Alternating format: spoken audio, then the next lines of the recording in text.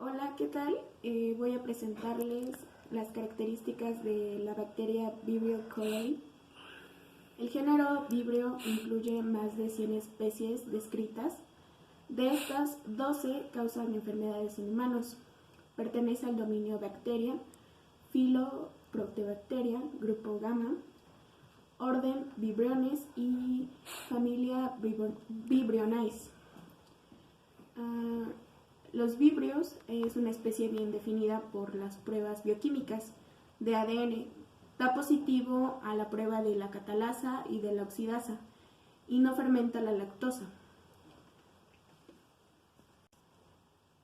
El médico italiano Filippo Pacini fue el primero en aislar la bacteria del cólera en 1854. Pacini le dio el nombre científico y la identificó como agente causal de enfermedad. Se conocen más de 200 serogrupos de esta bacteria, pero hasta la fecha solo el 0,1 y el 0,139 son toxígenos. Cada serogrupo puede ser dividido en diferentes formas antígenas o serotipos. Entre estos se encuentran el Ogawa o el Inaba, o distintos biotipos como el clásico y el Tor. Dentro de su morfología podemos encontrar que es un bacilo en forma de bastón o barra comúnmente, de entre 1.5 y 2 nanómetros de largo y 0.5 nanómetros de ancho. Presenta un flagelo que le permite a esta bacteria su movimiento, ubicado en uno de sus polos. Posee una membrana plasmática rodeada por una pared celular delgada de peptidoglicano. Dentro de la pared celular, como podemos observar en esta maqueta representativa, encontramos los lipopolisacáridos dentro de la membrana externa de la pared celular. También fosfolípidos y lipoproteínas, también proteínas comunes, y después de esto encontramos esta pequeña barra que divide la membrana externa de la membrana citoplasmática, que es el peptidoglicano. En la membrana citoplasmática podemos encontrar una doble bicapa de fosfolípidos que también tienen proteínas. La membrana externa tiene una estructura más compleja, formada por fosfolípidos y lipoproteínas, lipopolisacáridos y cadenas polisacáridas. La membrana externa se proyecta hacia cadenas de polisacáridos, que son las responsables de la capacidad de adherencia de las bacterias, y forman los biofilmes. Además, junto a la pared celular, protege el citoplasma de las sales biliares y enzimas hidrolíticas producidas por el tracto intestinal del ser humano.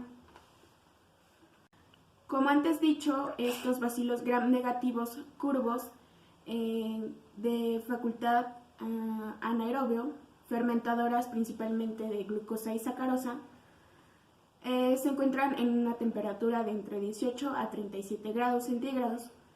Se subdividen por antígenos somáticos. Dentro de los factores de virulencia podemos encontrar la toxina del cólera, que provoca un efecto biológico como es la hipersecreción de los electrolitos, o el pilos corregulado, que provoca una adherencia a las células mucosas. Mientras tanto, podemos encontrar como factor a la proteasa de hemaglutinación, que puede producir una inflamación intestinal, o en su caso aumenta los receptores de la toxina. Por otro lado, podemos encontrar características microscópicas. Esta bacteria forma colonias pequeñas de 2 a 3 milímetros de diámetro, planas, opacas, de color amarillo, después de 18 horas a 37 de incubación, debido a la producción de gas a partir de la degradación de sacarosa. No suelen observarse en muestras de heces de heridas tenidas con Gram, o se miran bajo un microscopio de campo oscuro. Esta bacteria Puede identificarse en medios de cultivo como agar de peptonada alcalina, agar hierro de 3 azúcares, agar hierro lisina, agar nutritivo modificado con extracto de carne, peptona, cloruro de sodio y agua destilada. Siendo una bacteria, se produce por fisión binaria o bipartición. El vibrio persiste en el agua como vibrios planctónicos libres o agregados de vibrios. Los agregados de vibrios forman biofilmes en las masas de huevos de insectos o exoesqueletos sobre plantas acuáticas. Usan la quitina como fuente de carbono y nitrógeno. Por otro lado, tenemos los vibrios ambientales, que son ingeridos a través del consumo de agua o alimentos contaminados. Una vez dentro del sistema digestivo, la bacteria coloniza el epitelio del intestino delgado, que posteriormente se une a la mucosa mediante los pilis y proteínas especializadas. Luego se inicia su multiplicación y la secreción de la toxina.